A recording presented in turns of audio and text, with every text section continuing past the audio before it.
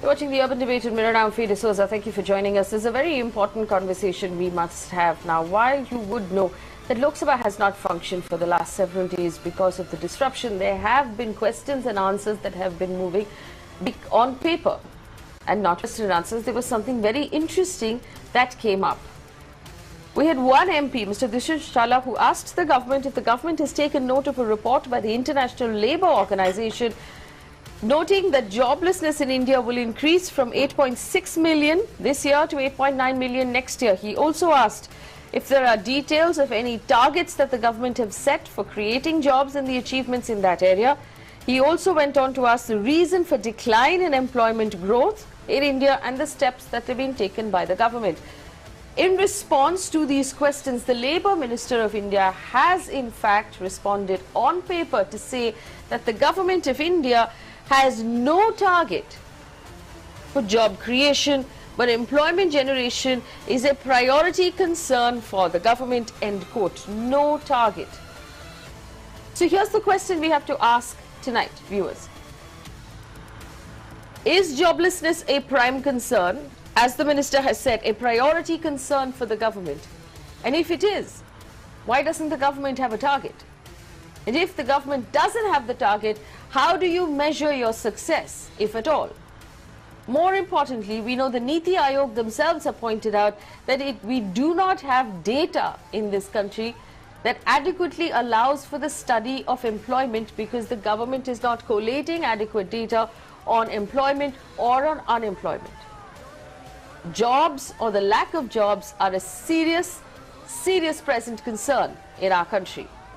And to turn around and hear that the government has no target as far as job creation is concerned is very worrying. That's the question I'm asking this evening. Why doesn't the government have a target with job creation? If you don't have a target, how is this your prime concern? Joining me on the show, Rituparna Chakrabarti, President of the Indian Staffing Federation and co-founder of Team Lease. We also have Santosh Mehrotra, Professor of Economics at the Center for the Informal Sector Labour Studies, JNU. He's an economist. Mohammed Khan of the Congress joins us as well. Vaibhav Aggarwal, spokesperson for the BJP. Suro Kamal Datta, an economist. And Javed Jaffer is the State Treasurer of Student India. I welcome all of you to this conversation. I'm going to start with Santosh Mehrotra. Professor Mehrotra, is it worrying that the government doesn't have a target when it comes to job creation? And does this suggest prime concern?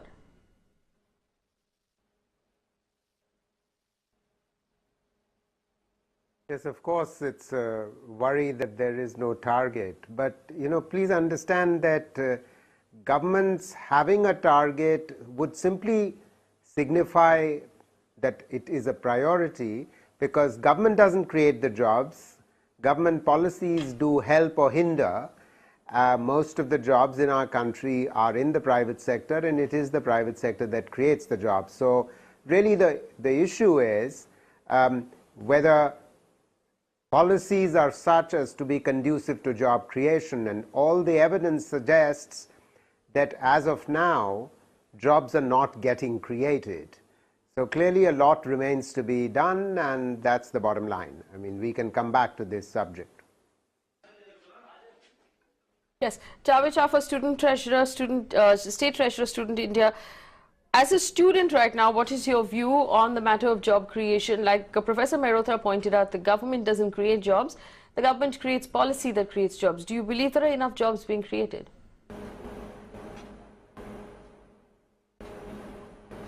Not exactly. No enough jobs have been created. You all know that jobs are the basic. Employment is the basic for the development of the people of the country. Standard of life, increasing standard of life, everything is dependent on job creation.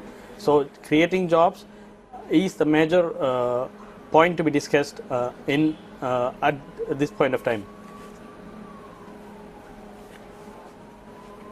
Well, if Vaibhav Aggarwal can hear me right now, Vaibhav Aggarwal, I want to bring you in on this. We understand now officially on paper from the Minister of Labour that the government doesn't have a target when it comes to employment or creating jobs. Now, this would go against the promises made by the BJP before the 2014 election, where there was a very, very clear promise made that 1 crore jobs will be created per year. How do we know if 1 crore jobs are being created per year if you haven't even if you haven't even set a target? And more than 4 years of the term is over. What's the response to that, Mr. Aggarwal? Right. Good evening.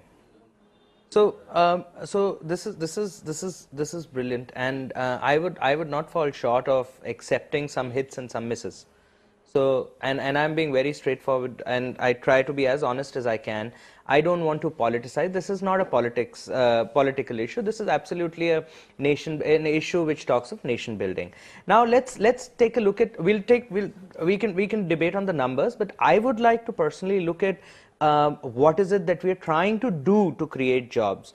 You know, a recent survey that was carried out also said that, and I quote, that youth between 15 and 30 years in different sectors, and these are sectors across 8 categories broadly to be classified in manufacturing, health, education, and so on and so forth, in the country are either unemployed or not taking training, which is more than 30% of the youth of our sample size, which is about 2 lakhs. So from different industries and so on and so forth. So, you know, there are 2 parts to it here. They are either not taking training, either the training awareness, availability is not there, or they're just not interested to take training because perhaps they're too used to not having anything like Skill India program around them, which is concentrating on training them. So this is the first time that in the independent history that the government is having a focused expenditure on education, for example. If we have good education, obviously we will have a series of employment opportunities that get created, and it's a whole supply chain, it's a whole cycle.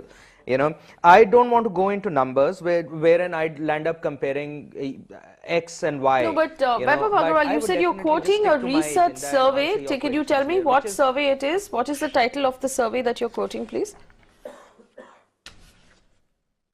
No, I would not quote the source of the survey, but I do have a survey. Apologies that I'm not quoting it, but I'm not faffing.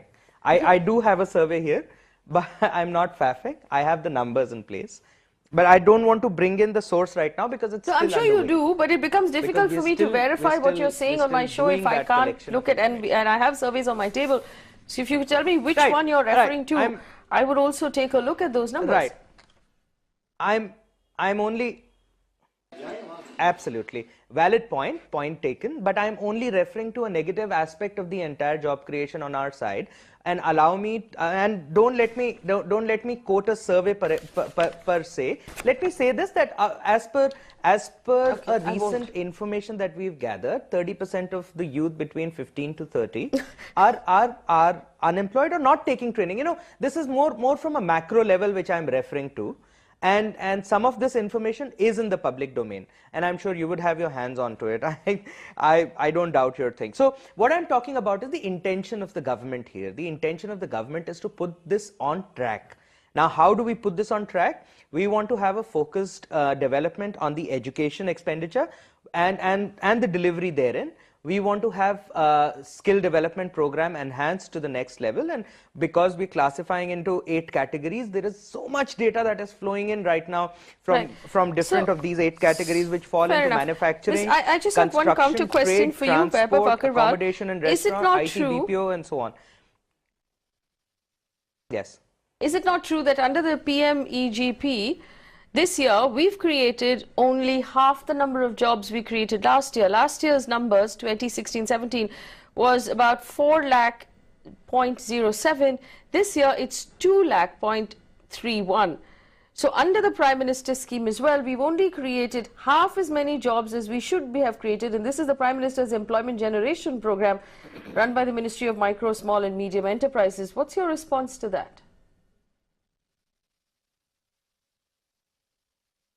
Okay, I'm yet to, I don't want to counter the numbers and make this debate a little more complicated, but to stick to the governance agenda and to answer your question on a macro level, your numbers absolutely may be correct, may just be correct, I would say, but not going into the I'm reading out of the Parliament submission by the Minister of Labour, so his numbers absolutely may be correct. Right. Right, right. So as I said humbly, and I said, and this is no rocket science. We all know there is an the eminent panelists will all agree to what I'm saying. There have been some hits and some misses, and we're not running away from it. We're not shirking away and taking the responsibility. Yes, we've made some poll promises. We've made some development to those promises. Some development, and I'm quoting very humbly. I'm quoting it very straightforwardly because the numbers speak for itself. But there are other external reasons to it also. So for example, if there was a slowdown in the overall numbers, we expected that, okay, we are getting, so initially at the poll, the promises were all based on projections. But as the years come by, you start playing on reality numbers, which real numbers, which start flowing in then. So, you know, from last year to this year, perhaps there is an economic slowdown. Demonetization definitely had its effect, largely on the manufacturing sector, which covered 30 or 35% of the overall job creations.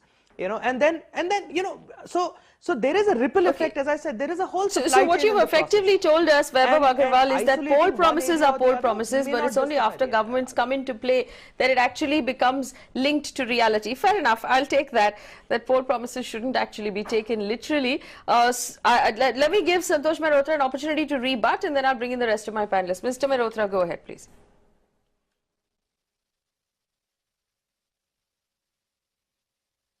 Well, I thought the previous panelist was rather honest in recognizing the following facts. So let me put some numbers on what I think he was referring to. The main reason why jobs are not getting created is because the investment rate has come down very sharply in the last 5 or 6 years. The peak of investment to GDP ratio was in the year 2008 when it was 38% of GDP. It currently stands at 29%. It has consistently declined over the last 5 years. When investment happens, that's when new jobs get created. It's not that new jobs are not getting created, it's just that they are not getting created at a rate at which young people are joining the labor force, point one. And at a rate at which people want to leave agriculture. May I finish? I didn't interrupt you, sir. Secondly, we do know that credit offtake has been extremely low. We know that capacity utilization in industry is at 70%, which is one of the lowest we've had in a very long time. Third, we know that plant load factor in electricity plants, which run manufacturing and services and agriculture, that's at 60%, one of the lowest in about 30 years. So in all of this, it is, you have the explanation, the reasons why fewer jobs are getting created. So the labor minister was quite honest in recognizing that there are millions who are waiting for jobs and there are millions who have gotten educated, because we've had some real success in terms of ensuring secondary enrollments rise between the year 2010 and 2015-16. So secondary enrollment, which means for 15 to 16-year-olds who earlier might have joined the labor force, they were in education for these many years, but they now want to enter the labor force. But they can't because there are no jobs. Their jobs are not growing. I mean, the most shocking bit, and I'll close with this, Faye. Last point, Faye, just the last point. Just last point, Faye. This is a very important point, because with these young people who are getting educated, I did some number crunching on the Labor Bureau data, the very data that came out from the Ministry of Labor, the annual survey and not the quarterly survey, please note, for 15-16, and I compared it to what was happening between 2011-12 and 15-16, and you find the following shocking figure, that 15 to 29-year-olds, who are all getting educated are saying we are in agriculture. People want to leave agriculture and they are saying we are in agriculture. Well, clearly no one wants to be in agriculture. They are in agriculture. An additional 24 million got added to agriculture, young people, because there are no non-agricultural jobs. These are educated people who don't want to be in agriculture. Right. And so we have two problems here. One, of course, is our agricultural sector that's not moving fast enough, that's not, that has not changed, it's having a very, very bad time. And on the other hand, no jobs being created. But a couple of people with voices that support the government. Survo Kamal Datta, economist. Mr. Datta, where do you stand on the jobs at this point? And I just want to review, and I just want to go over this for the benefit of our viewers. There was a question asked in Parliament as to what the targets are for the government on job creation and what the achievements are so far. The Ministry of Labour and Employment has responded saying the government has not set a target at all. And employment generation is a priority concern. And one fails to understand how it can be a priority concern if you haven't even set a target. Mr. Datta. Good evening, Faye. I'm meeting you after a long time in your show. In relation to target areas, I would say that, it is better not to have a target instead of having a target and then you don't fulfill the target. Several governments in the past had given a target in relation to agriculture, in relation to industrial growth rate, in relation to employment, and they could not fulfill that. So why doing some kind of false promises if you are not able to fulfill those promises?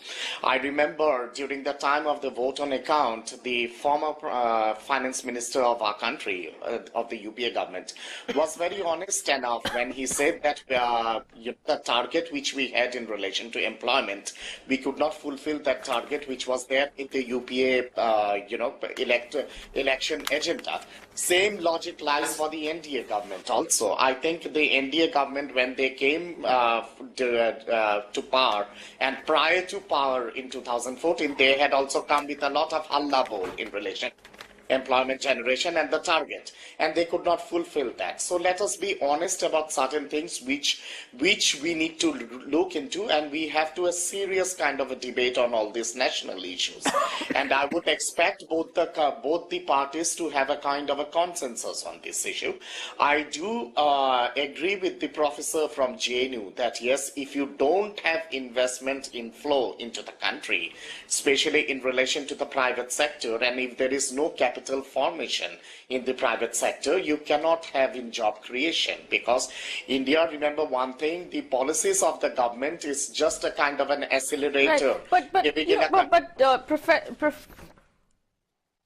Mr. Datta, I understand what you're saying, and I'm going to take this question to Rituparna Chakrabarti, who is the president of a company.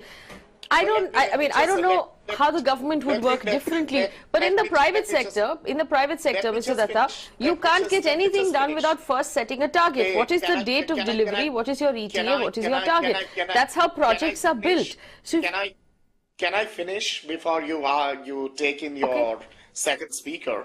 Now, what I was trying to say is it's always advisable to have in a long-drawn agenda in relation to employment generation, because we need to understand here in India, we have three types of unemployment. One is the educated unemployment, the other one is the rural or the uneducated or semi-literate unemployment, and the third is the disguised or the seasonal unemployment. Therefore, we need to have in a kind of a proper mechanism to handle all these three areas of employment as such. Second is yes, in relation to the public sector also, those industries which are in government control, if they are not generating enough resources for employment generation, government has to have in a long drawn kind of a process as to how to generate employment there.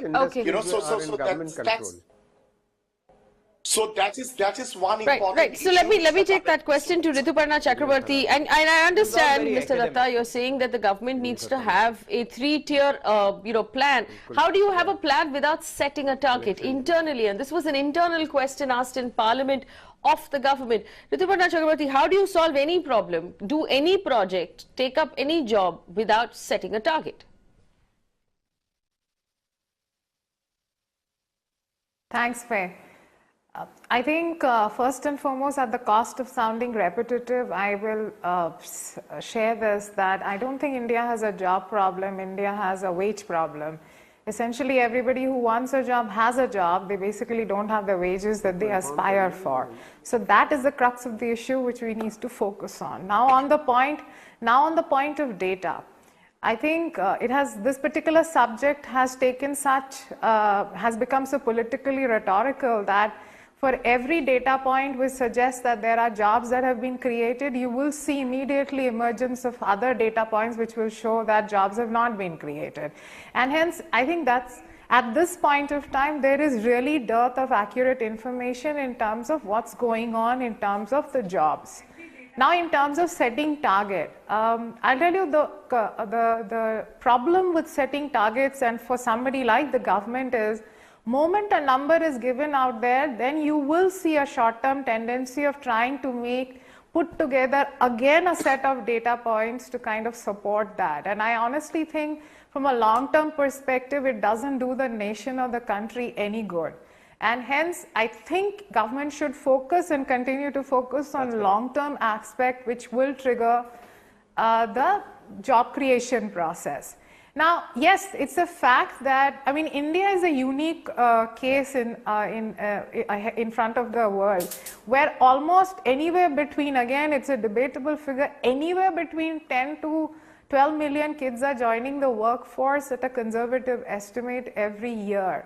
And hence, we are saying that we need to create that many jobs at least to say that we have created enough jobs. Having said that, let me take a practitioner's perspective. I represent an organization who is in the field of employment and is an aggregator of jobs. My biggest problem right now is that I have jobs. I may not have as many jobs to solve India's employment problem, but I'm talking of a considerable volume of jobs which I'm unable to fulfill. And that brings me to the question that it's not that I do not have enough footfalls.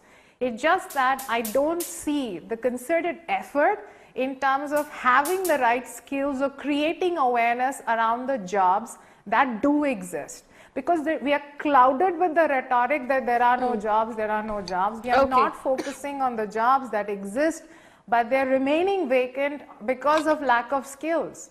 So, I mean, there is a report which we recently which talks about India's job market salvation called sales, with nothing changing, with things remaining just as is. We are saying in the next 3 years, just in the area of sales across industries, 2.5 million jobs will get created. But my bigger worry is that do we have the skills or the wherewithals or the awareness getting created to take advantage of these jobs? Will this solve the current... Can we bring in Mohammed Khan of the Congress, who joins us now as well? Jobs finally, which can change future of certain youth. Right. Hi, Faye.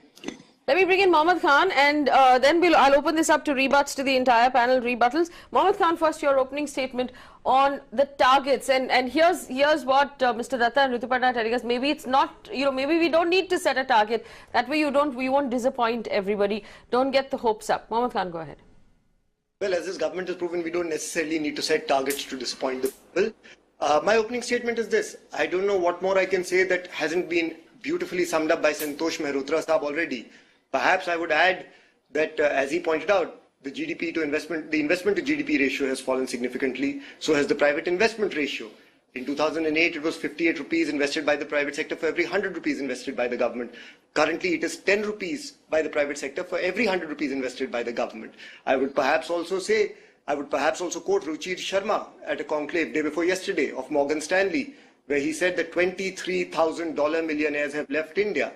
That is the lack of sentiment in this government's favor. I would then perhaps go on to talk about the fact that the very first time our Prime Minister acknowledged that there was a job crisis was in January this year, when for the first time when he summoned and constituted that Economic Advisory Council headed by Surjit Bhalla, he said jobs are an issue. Prior to that, colleagues of Gaurav Bhai would come on channels and say, Mudra is creating jobs, to which we would reply, if Mudra is indeed creating the kind of jobs it is, then wouldn't they be captured in the GDP figures? I would perhaps also remind Gaurav Bhai about the fact that when the RBI came out with the report last year saying that jobs are at a 12-year low, you moved to discredit the RBI. You said that this is hullabaloo and this is rumor mongering. Again, the question of targets is simple.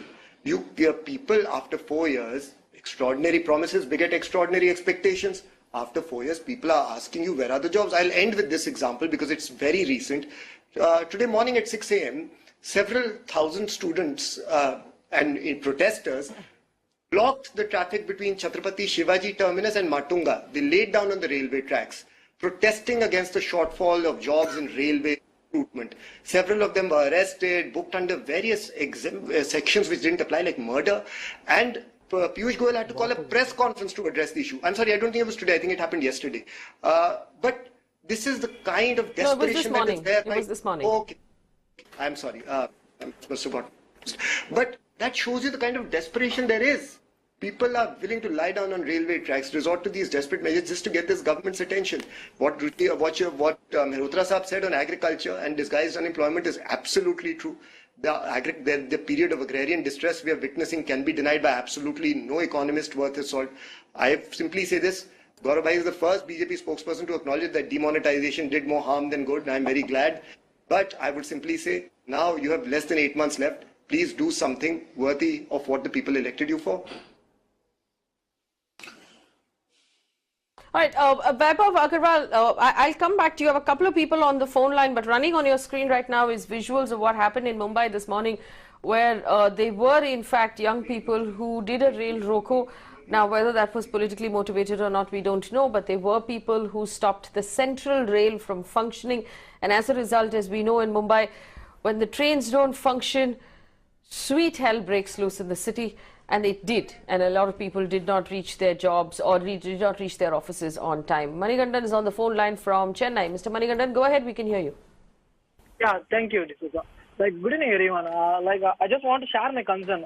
It is not based on some political party, whether it is going to be BJP or Congress. So, as an unemployed person, right, I just want to share my opinions. First of all, in India, right, if you see the engineering graduate who is completed it's B, right? They are just earning less than 8,000 or 10,000 to 8,000. But in initial years, 10 years back, right, they have been earning more than 20,000. But if you compare with the price, right, it has been for example, petrol or everything was very less. But after 10 years, right, it's been increased more than 2 to 3 times. But the salary, right, it has been decreased for 2 to 3 times. Just as a normal person, right, we are not able to survive with that. Also in the call, right, one of the person, I'm not sure about her name, she said in India everyone is having a job. So what kind of job? Is a B person doing a security job? That is what a national is going to do for us. So that is what India is all about. No, right, we have pride for our nation. So we need a job which for what we learned. So see, the person. Yes, for what you're trained for. All right, all right. Yes, Mr. Krishnamurthy on the phone line from Hyderabad. Mr. Krishnamurthy, go ahead.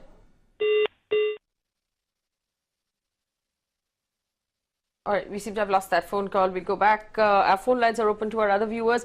Rebuttals now. Vaibhav Aggarwal, you first. Respond to what Mohammad Khan said about the protest that happened in Mumbai today and to our other panelists. Okay, so I don't have a rebuttal on the protest that happened in Mumbai. It's great that it's for the first time freedom of speech is seen. Democracy rules, and we don't stop anyone from protesting as long as it's peaceful. Yes, they all have their reasons. It's a big country, and we need to just be mature enough and aware of things that are happening around us. Now, having said that, since Mohammed Bhai brought up numbers, so I must share the numbers because I was not trying to get into the number debate. But then I want to understand UPA 1 and UPA 2. I'm not going too far back, Mohammed Bhai, and this is directly addressed to you. Yeah. UPA 1. When we took a 5-year survey, and these are government numbers I'm quoting, 2.7% is what the employment rate fell by, and in UPA 2 it fell by 3.4%. However, by multi-agency survey across the globe, it is projected to be 7.2% growth in 17-18. So I don't want to go in numbers. That is the reason why I didn't want to go in numbers. But any which ways. So here we are as a government, a matured government trying to create not trying to stand on rhetoric, but trying to create an environment, as Rituparna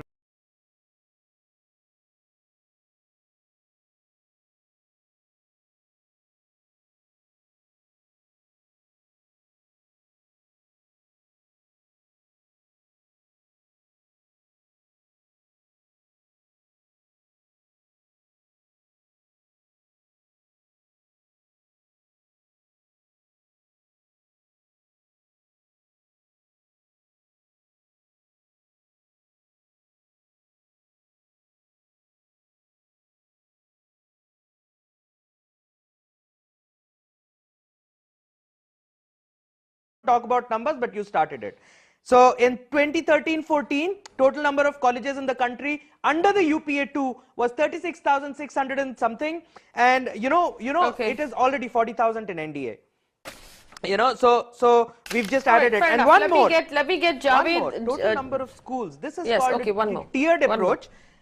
One moment. This is called a tiered approach. I'm giving a rebuttal to Rituparna as well as the professor on the panel as well, and of course my dear Mohammed Bhai. Now this is called a strategically placed tiered approach, and when you look at the data on this tiered approach, Rituparna rightly pointed out that when you look at one data which is positive, the other one starts pulling you down. Why? Because that in data in technical terms is called stratification of data, and you cannot look at it quarter to quarter, cool. year All right. to year. You'll have to look at it from a term to a term. Okay. Okay, fair enough. Now, Santosh Mehrotra wants to rebut. Santosh Mehrotra, go ahead. Stratification of data. You cannot look at it Excuse me. quarter, year to year. You have to look at it. Can I come in here, Faye? Sorry. Yeah, I mean, what I'm hearing. First of all, education expenditure under the NDA government as a proportion of GDP has not increased. We are talking about in real terms as a proportion of GDP. Point one, it has remained under 4%. It was under 4% under UPA, it is under 4% under NDA. But this is besides the point. The really important issue here is that we do have enough data, to demonstrate unmistakably, and the Minister of Labour has said so in Parliament himself, that not enough jobs are getting created. The Labour Bureau's annual survey the Labour Bureau did an annual survey every year, and all that is available on the net. It is unfortunate that the Labour Bureau did not put out the data for 16-17. Why they did not, I don't know, but I can tell you that I've done very detailed unit level, household level analysis of the 15-16 data for Labour Bureau, and it shows unmistakably that between 11-12 and 15-16, fewer jobs were getting created than young people were joining the labour force.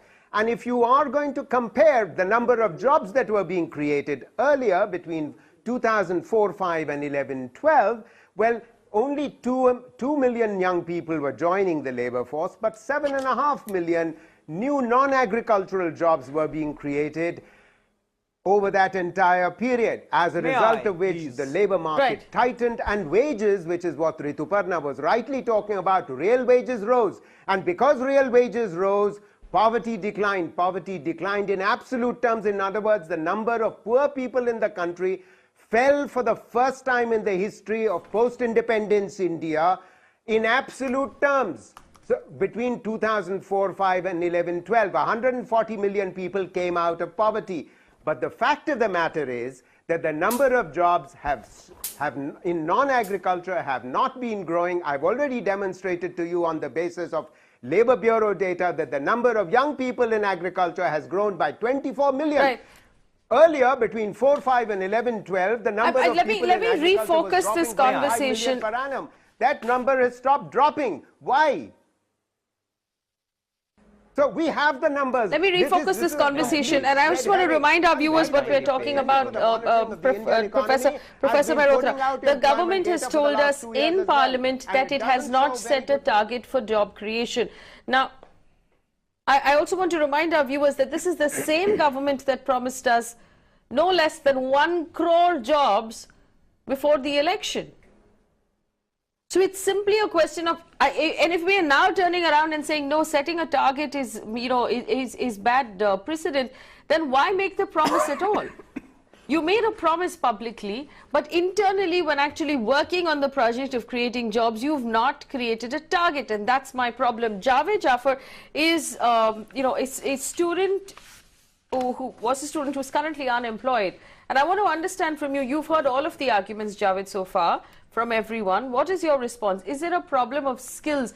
We heard one of our panelists say it's because people don't want to be skilled. Vaibhav Aggarwal said people don't want to be skilled or they don't know about the skills. Is that the truth? Or is it that you have the jobs available, like Rituparna said, but you don't want them because you think this is not the wage or this is not the salary that you want? What is the problem according to you?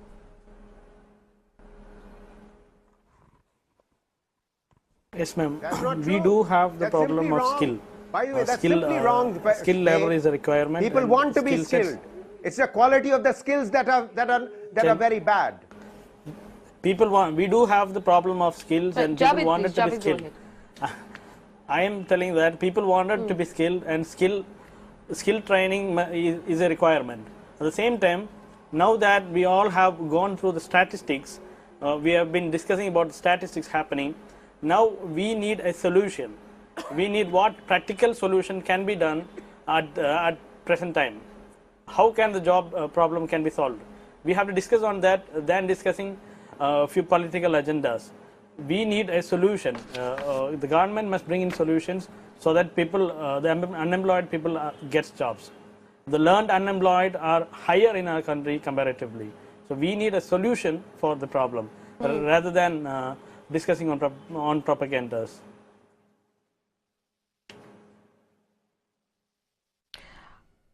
Surva Kamal Datta, go ahead. That's an excellent point. May I come in? Can I add in certain things here, Faye? First and foremost, the major... Yes, Surva Kamal Datta, go ahead, please. The major challenge with this government was like it was two-pronged. First was to fulfill in the backlog, which was passed on by the previous government in relation to employment generation. That was one major thing. The second thing is how to generate added new jobs in relation to the backlog also and creating more jobs. That was a much more wider problem as such. We need to understand as to why this has happened, you know. This has happened because of last 15-20 years of crisis. Mr. Mehrotra, when you were speaking, I did not disrupt you, so please be docile enough to listen for some time. The problem with this country is like the major crisis which had taken place in relation to the rural economy, in relation to the agricultural sector for the last 20 years, is a major reason as to why India has become so sorry, much... I didn't say a word. I'm sorry, I didn't say a word. I did not say a word.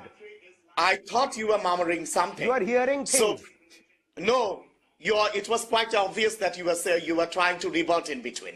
So all right, gentlemen, stay on point, please. Stay on point. The agricultural crisis and the rural economic crisis in our country is a major reason as to why this has happened.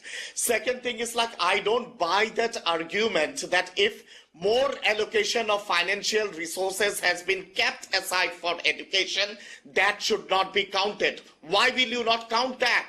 You need to count that also. It could not be, it's not necessary as to whether we look into the, the percentage of allocation of resources in relation to different sectors in terms of GDP. We also need to look into the actual allocation of resources in relation to finances for different sectors. We don't have a target.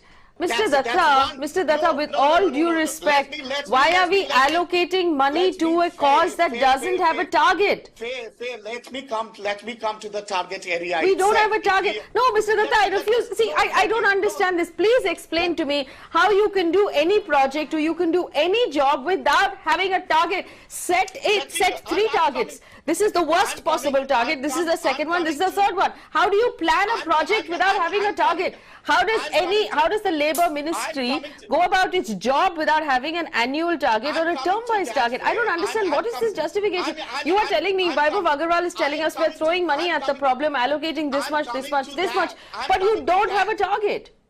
I'm coming to that only. I'm coming to a reply to your question. Any consistent plan requires targets. Now, in relation to target as such, I want to ask here one thing.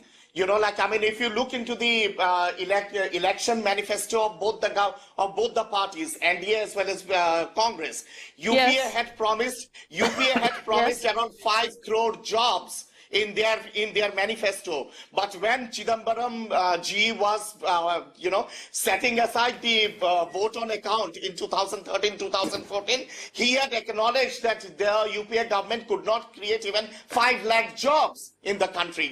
So my question out here is like, Absolutely, why do we go absolutely, and which is why that government was thrown out, and a government that promised 1 crore jobs was brought in. Listen. This is not about politics. This is not about politics. No, calm down, Mr. Datta, calm down.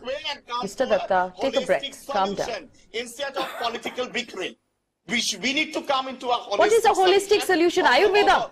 We need to look into the areas as to where things have gone wrong, and we have to accelerate the growth process there. And when are we going to do it? When are we going to do it? It has been 4 years already. When are we going to do it? If you are talking about investment in relation to GDP growth rate, investment was falling from 2009 onwards in this country. We need to understand as to why this has happened. Exactly. So when are we going to see? You know what? I 1 second. To my panelists. To my panelists. 1 second, Mr. Datta. Take a breath. Take a breath. Calm down.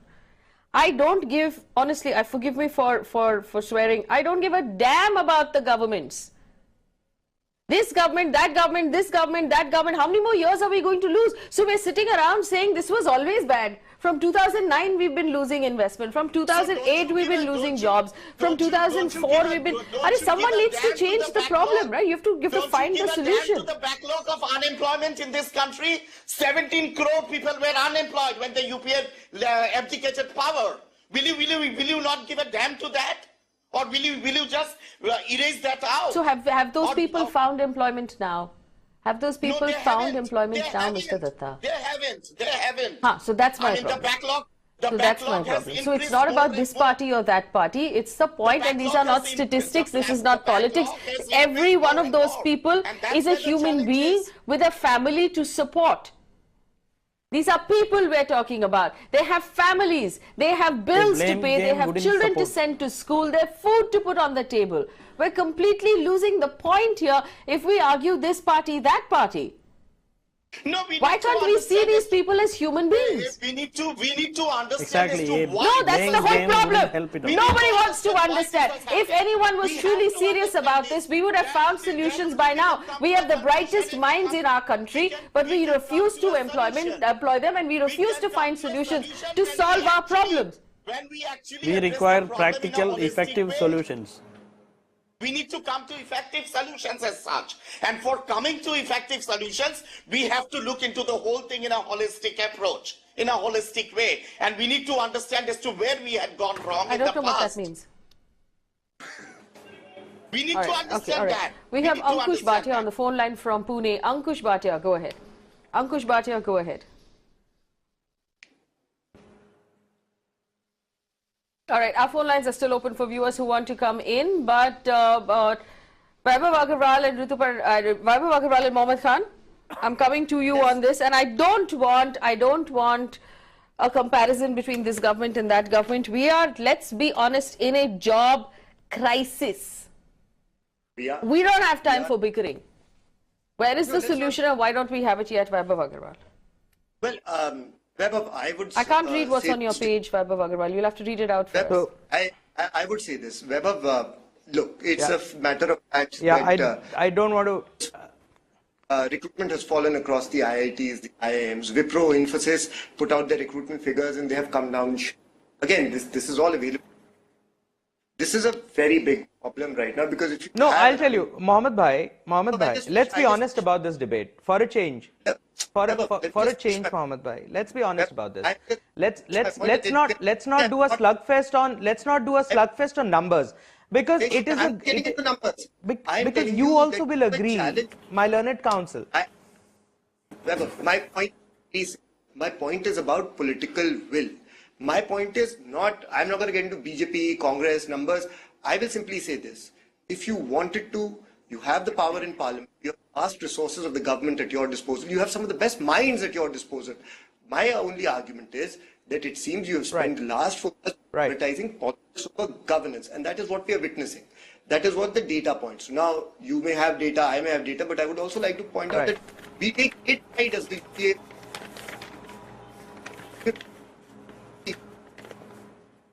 deserve Right. an estimate. So, Mohammed bhai, let me, I'll share this with you. You know. All right. Vaibhav, last word. Vaibhav Aggarwal, go ahead. Yeah. So I'll share this with you, Faye, and the entire panel. And you know what?